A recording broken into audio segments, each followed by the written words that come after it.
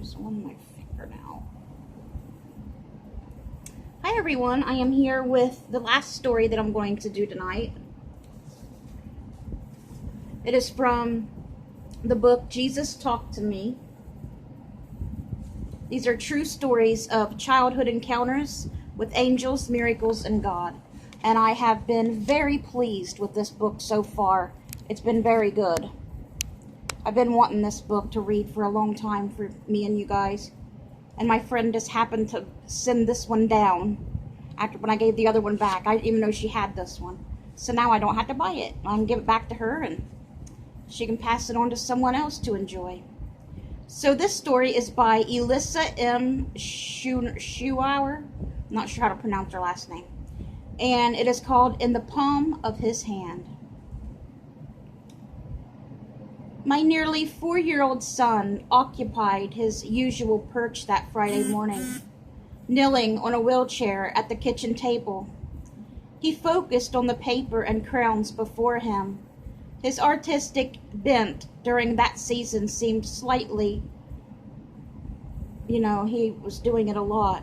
So whenever I stepped into the kitchen, he accompanied me, working on his numerous masterpieces, even though he occasionally chatted about whatever thought went through his mind. His eyes never left that paper.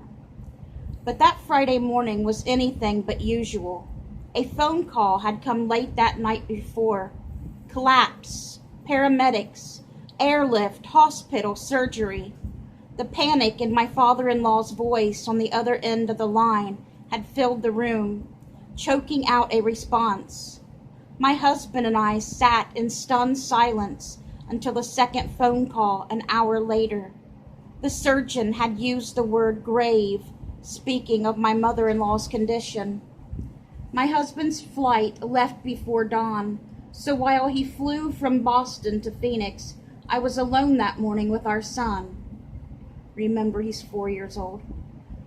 Fatigued by the long, sleepless hours, I wondered how to explain something so difficult to a child about his sweet grandma. The gentle and fun woman who had sat at the very table with him only 2 weeks before, laughing and collaring. The grandma whose motto was, always say yes. Grandma, let's go for a walk. Yes. Grandma, play catch with me. Sure. Grandma, here's a fun game for us to play. You betcha. Grandma, will you read that again? I'd love to. Over and over, again and again, she never tired of anything and everything with her grandchildren. Where repetition overwhelmed even the hardiest of parents, Grandma stepped in with her nearly supernatural endurance. Her smile and that contagious giggle were a resounding yes. So this morning, I sat next to my little one and waited for the right moment to catch his gaze. When there was a pause in his activity to hold his attention, I then attempted to explain what had happened and where Daddy was, using truthful terms my son could comprehend without frightening him. His only question affirmed that he indeed understood. Will Grandma die? I wanted to reassure him, no, most certainly not. I wanted the neurosurgeon to be wrong. I wanted to tell my tender-hearted little boy that there would be more birthdays and Christmases, more trips to the zoo and swings on the swing. I wanted there to be more time, and I desperately wanted to be able to deliver such words of comfort to him. But I couldn't lie to him. His earnestness required the truth. I don't know. He returned to his creative task of crayon on paper, and I turned away. No longer able to hold back the tears, I looked out the window over my sink. I was overwhelmed by all that had transpired in less than 12 hours, and I was anxious at the thought of what was ahead of us in the next few days. Then, after a few minutes of attempting a morning routine, there came another question. Mama. He didn't look at me, still concentrating on his work while he thoughtfully reflected. I turned and watched him as he paused, wishing so desperately that I could prevent the reality of this day from ever touching his world. But the wheels were turning in his mind. His art was merely sensory integration, a venue for him to do some of his best thinking. So I feared what other truth I might need to reveal with this next question. As his right hand continued the busy back and forth strokes of the crown, his left hand reached out with an upturned palm, cupped, as if catching raindrops, like this, as if catching raindrops. But instead of asking a question, he posed a statement. Instead of seeking my knowledge, my little boy offered wisdom as he stared at his outstretched hand. Mama, maybe God will hold Grandma in the palm of his hand. Out of the mouth of my babe came this prophetic utterance of hope. Only the divine can reveal this kind of hope.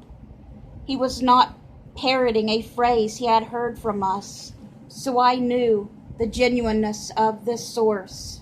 A little boy had never heard anybody say that before. He knew God had told him, or an angel.